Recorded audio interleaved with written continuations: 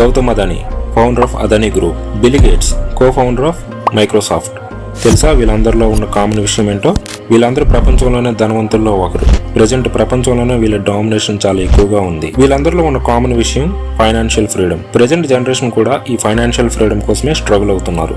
మరో పక్క చూస్తే మీరు కాలేజీలో చదువుకున్నారు, అన్ని అసైన్మెంట్స్ టైంకి పూర్తి చేశారు, సిలబస్ లో ఉన్న అన్ని సబ్జెక్ట్స్ ని నేర్చుకున్నారు, అన్ని రూల్స్ ఫాలో అయ్యారు, మీరు కాలేజీ నుంచి ఒక డిగ్రీ సంపాదించారు, మీరు తర్వాత ఒక ఉద్యోగం సంపాదించారు, మీ పేరెంట్స్ కి మంచి ఇల్లు కొన్నారు, పెళ్లి చేసుకున్నారు, మీ పిల్లల్ని మంచి స్కూల్లో చదివిస్తున్నారు, మీరు బాగా డబ్బు సంపాదిస్తున్నారు. కానీ రియాలిటీకి వచ్చేసరికి మీకు తెలుసా, మీరు 15 సంవత్సరాలు చదువుకొని ఒక డిగ్రీ సంపాదించారు, మీకు తెలుసు ఉద్యోగం రాలేదని.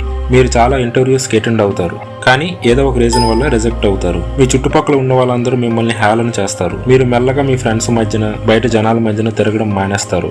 ఒంటరిగా ఒక గదిలో కూర్చొని ఏడుస్తూ దేవుడా ఏదో ఒక ఉద్యోగం వచ్చేలా చూడని దేవుడిని వేడుకుంటారు.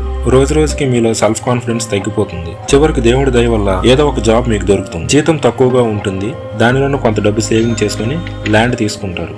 ఆ ల్యాండ్ లో హౌస్ కన్స్ట్రక్షన్ చేయడానికి హోమ్ లోన్ తీసుకుంటారు. ఇల్లు కట్టిన తర్వాత కార్ లోన్ తీసుకుని ఒక మంచి కార్ కొంటారు. వీటన్నిటి మధ్య ఈఎంఐ అనే ట్రాప్ లో మీరు చిక్కుకుంటారు. ప్రతి నెల వచ్చేసరికి EMI, children's education, house maintenance ఇలా అన్ని నీకు తోడవుతాయి.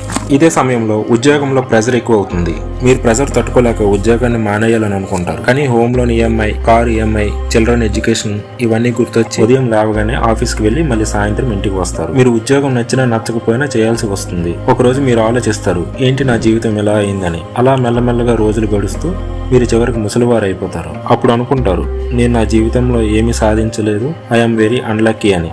కానీ నిజం వేరే ఉంది. అది ఇంతవరకు మనకి ఎవరూ చెప్పలేదు. దాన్ని మన దగ్గర దాచి ఉంచారు.